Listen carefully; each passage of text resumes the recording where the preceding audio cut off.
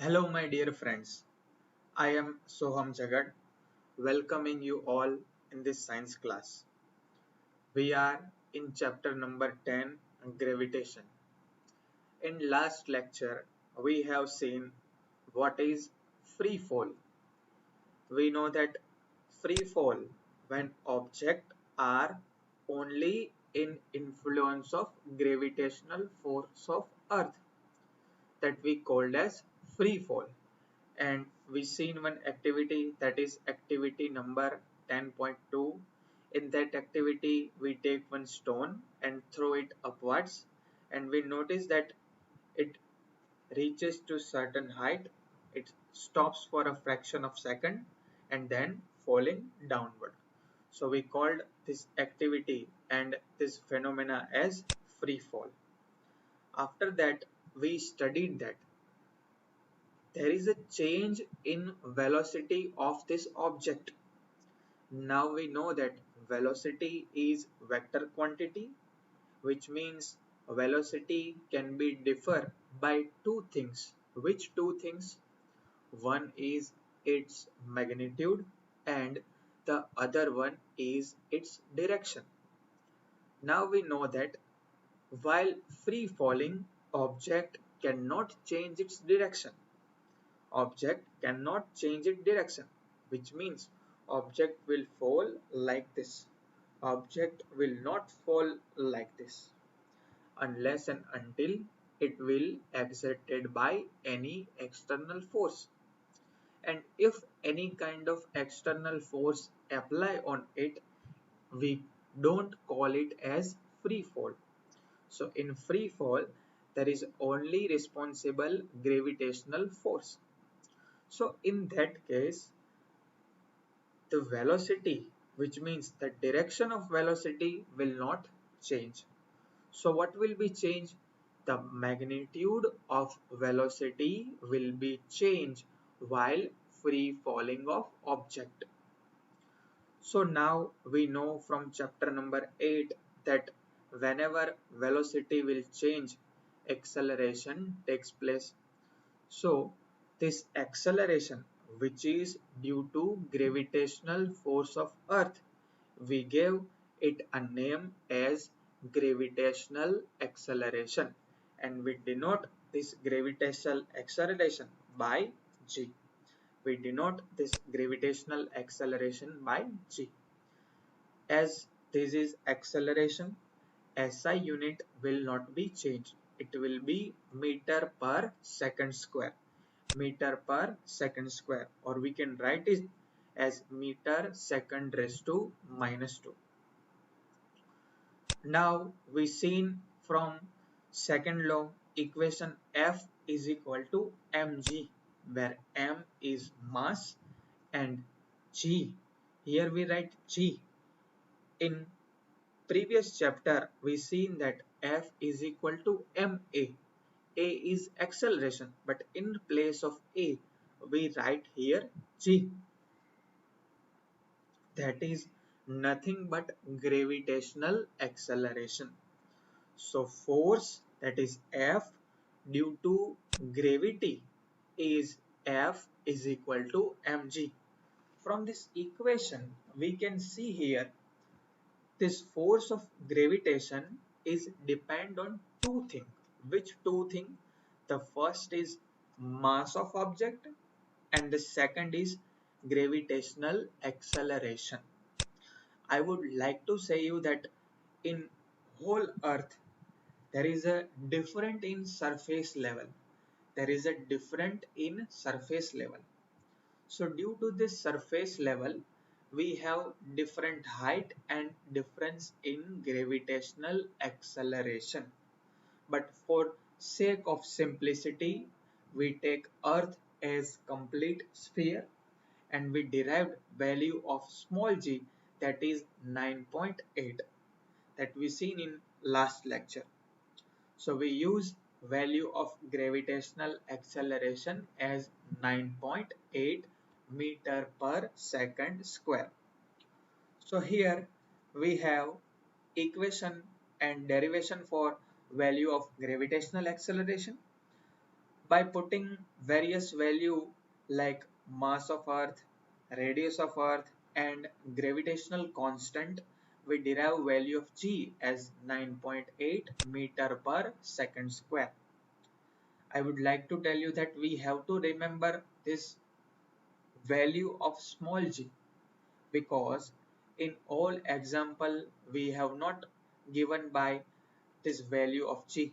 So we have to remember this value of small g, that is 9.8 meter per second square.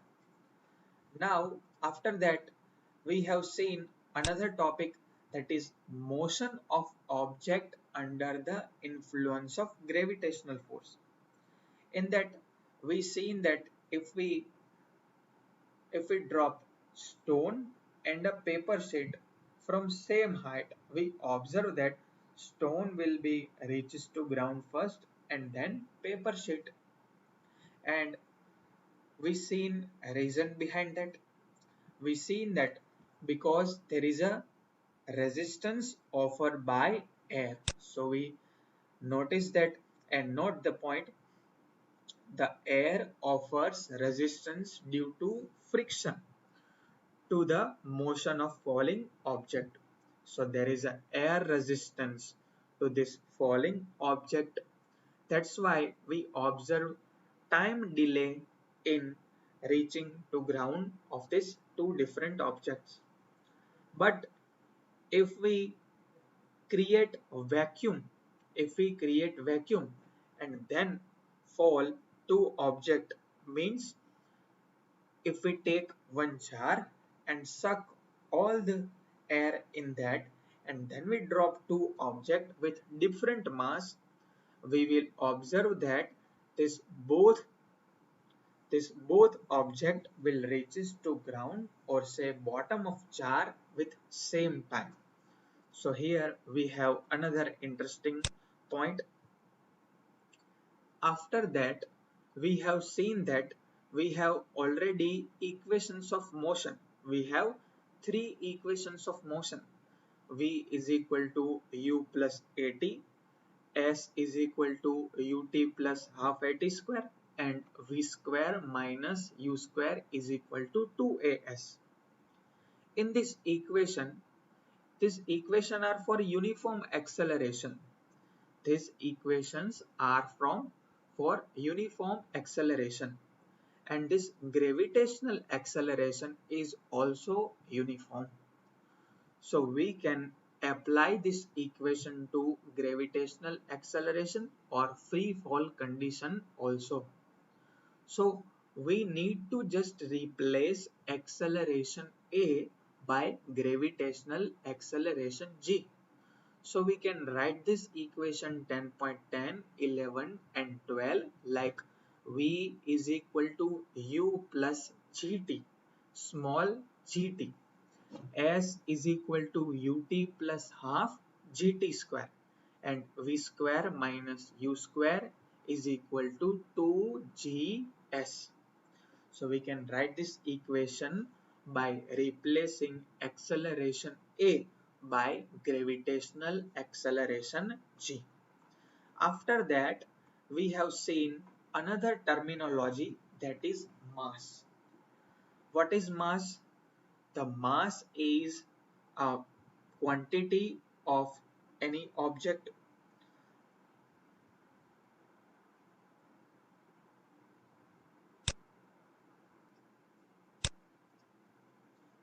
and we have seen that mass is related to inertia. More the mass, more the inertia, less the mass, less the inertia. And we also note that mass is constant everywhere. Mass is constant everywhere, whether it is on earth, in space, or on moon, or even under water. Mass will not change. Now we have another topic, that is weight.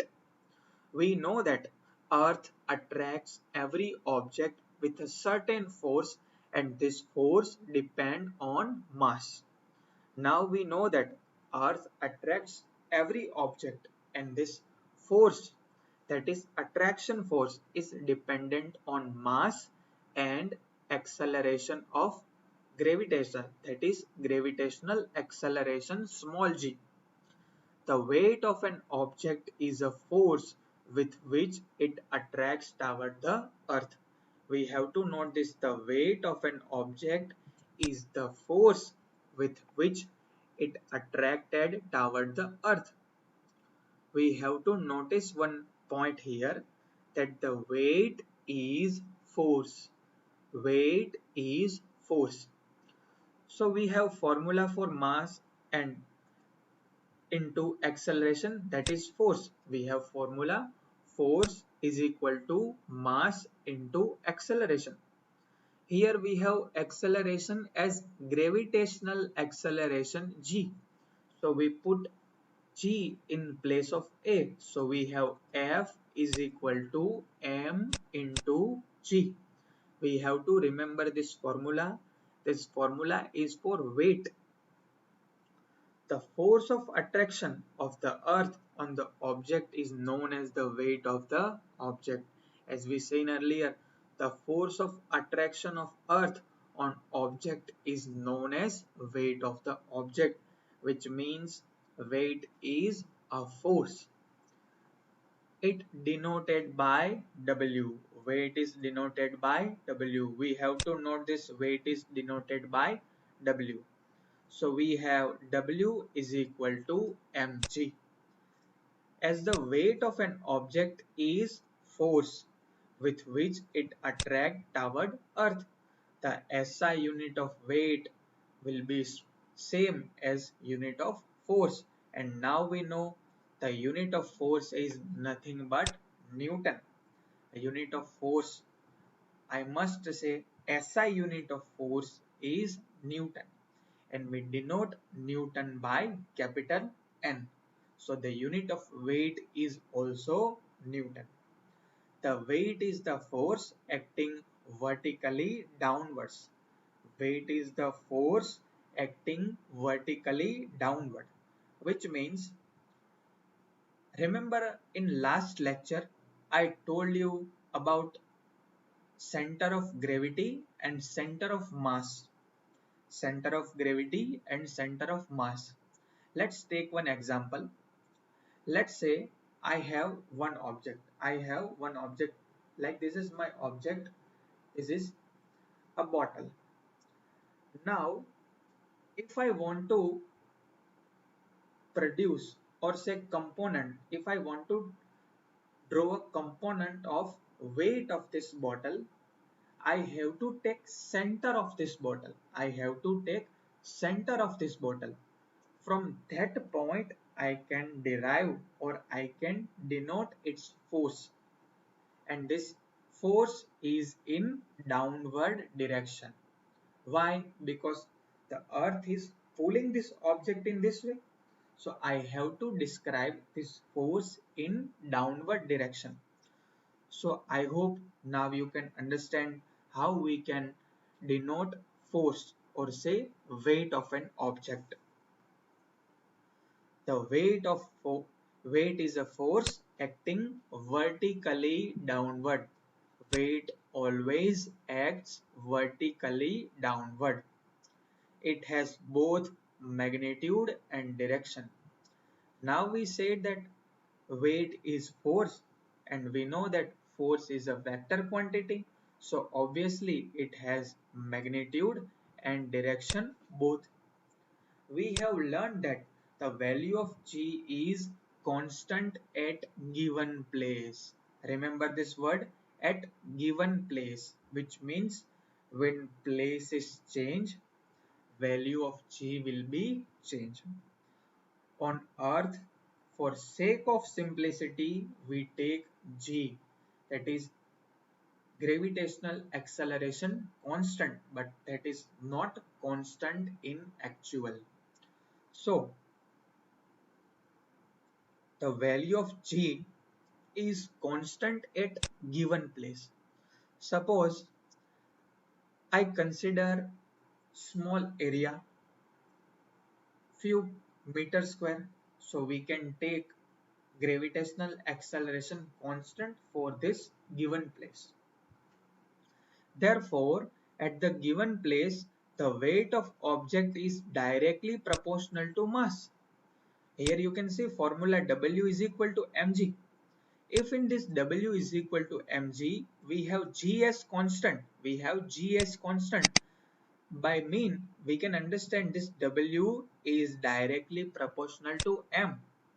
What is W is directly proportional to m? Which means if mass will increase, weight will increase. If mass will decrease, weight will decrease. So for constant value of gravitational acceleration, W is in proportion, in direct proportion with m, that is mass. Say m of the object, we say that mass of object is m. So W is directly proportional to m. It is due to this reason that at a given place we can use weight of an object as measure of its mass. This is our reason for 1 mark. Mark this as SQ or scientific reason. Why we use weight as mass of object or say in place of mass. We see in many object or many things in which we read this weight 5 kg, weight 10 kg, weight 200 gram. Technically, this is wrong, but in general, it is right. Technically, we have seen that weight is force. If weight is force, so we must denote it by Newton. But in general case, in general life, we denote weight in kg. But as a science student, we have to understand that mass and weight are different. Mass and weight are different. Here we have reason because at particular place, value of g is constant. So we consider value of mass as value of weight for general purpose only. In science experiment, we describe weight in Newton only and mass in kg and gram only. So now I hope you understood this point. The mass of an object remains same everywhere. That is on Earth and on any planet, whereas its weight dependent on its location. As we discussed earlier, that mass is constant everywhere. In every planet, mass of object will be constant. But weight will not be constant because weight is dependent on gravitational acceleration. And gravitational acceleration of different planet will be different. So we have weight of object different on different planets. Let's quickly see differences between mass and weight. So here we have difference and you can also write this difference in your notebook pointwise. Comparison of mass and weight. We have comparison here. The first point, mass is property of matter. The mass of object is same everywhere. Whereas weight depend on effect of gravity. If gravitational pull is more, the weight will be more. Hence, weight varies according to location. Second point, mass can never be zero. Mass can never be zero, but weight can be zero. If no gravity acts upon an object as in space, there will be zero weight. We discussed this situation in earlier lecture. We called it as massless or say weightless. We cannot say massless. We said it at weightless situation or feeling of weightlessness. We don't call it at masslessness. No, mass cannot be zero, but we call it at weightlessness. So weight can be zero if there is a no gravity. Actually, I have to told you that there is a gravity everywhere in planet and everywhere in universe. NASA and ISRO give that gravity as a special term, microgravity. There is a We cannot say there is a no gravitational force there. There is a gravitational force, but it is very small.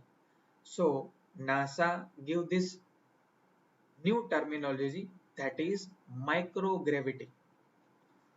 Third point, mass does not change according to location. This is same as first, mass is same everywhere. Weight increases or decreases with higher or lower gravity. Mass is a scalar quantity, whereas weight is a vector quantity. We cannot say that bottle of mass of this bottle is 5 kg in downward direction, 2 kg in right direction, 4 kg in left direction. No, we cannot say that, or we don't say that. We say that mass of this bottle is so and so kg gram. So it means mass is scalar quantity. Weight is vector quantity. Weight is vector quantity because weight is force and force is vector quantity. So force has magnitude and direction both. Mass may be measuring using an ordinary balance. We can compare or we can measure mass by ordinary balance. Weight is measured using spring balance. Weight is measured using spring balance. Mass is usually measured in grams and kilograms. A unit of measurement of mass is kilogram in SI and gram in CGS system. Weight often is measured in Newton, a unit of force, and weight is measured in unit Newton. So you have to remember and note this difference or say comparison between mass and weight.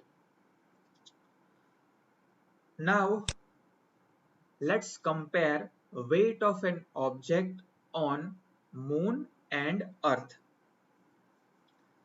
Topic number 10.4.1, that is weight of an object on moon. We have learned that the weight of an object on the earth is the force with which earth attracts the object. What is weight? That is the force of attraction by earth. In same way, the weight of object on moon is the force with which moon attracts the object. So the weight on the moon is nothing but the force by which moon attracts the object. The mass of moon is less than that of earth. Mass of moon is less than that of earth. Due to this, moon exert lesser force of attraction on object. We have seen that gravitational force is dependent on mass. Higher the mass or say larger the mass, larger the gravitational force, and smaller the mass, less the gravitational force. So in comparison to earth, moon exert lesser force of attraction on object because it has lower mass or say less mass compared to earth. Let's say we have one object with mass m and a weight of moon is Wm. Weight of moon is capital W suffix m. Let the mass of moon mass of moon capital M suffix small m, and radius is Rm. Radius is Rm. By applying universal law of gravitation, the weight of object on moon,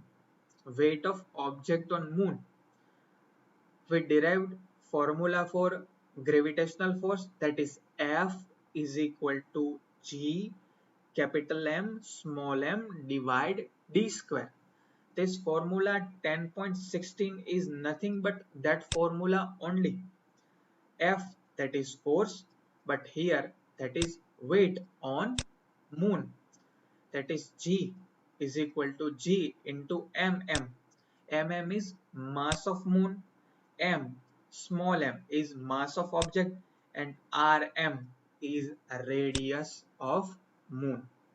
Why radius of moon? Because if object is on moon, distance between moon and this object will be 0, not 0. We have seen that we derive or we measure this distance from center. So if there is object on Mars, object on moon, we have to take center as one point and center of object as another point, and distance between these two will be our distance between these two objects. So here object is on moon, so the radius of moon will be distance between these two objects. Which two objects? Moon and object, moon and our particular object. So we have Wm is equal to G mm into m divide Rm square. Now we have all the value measured by scientists: mass of moon, radius of moon. Here in table 10.1 we have celestial body, two celestial body, earth and moon, and its mass and radius. We have mass of earth as 5.99 into 10 raised to 24 kg, and radius is 6.37 into 10 raised to 6 meter, whereas mass of moon is 7.36 into 10 raised to 22 kg, and radius is 1.74 into 10 raised to 6. Here from the value of radius you can compare size of Mars, size of Earth and Moon. Here from the value of radius you can compare size of Earth and Moon. Here the radius of Earth is 6.37 into 10 raised to 6, whereas radius of Moon is only 1.74 into 10 raised to 6. That is very small compared to Earth. From equation 10.9 and 10.15 we have WE. What is WE?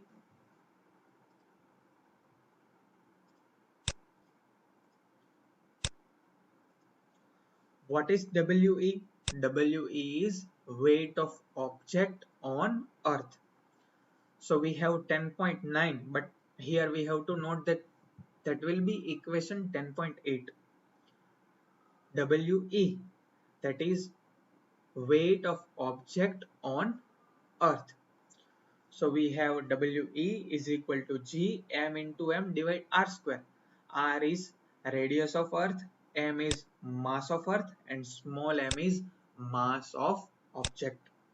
So from equation 10.16 and 10.17 we substitute values in both equation 10.16 and 17.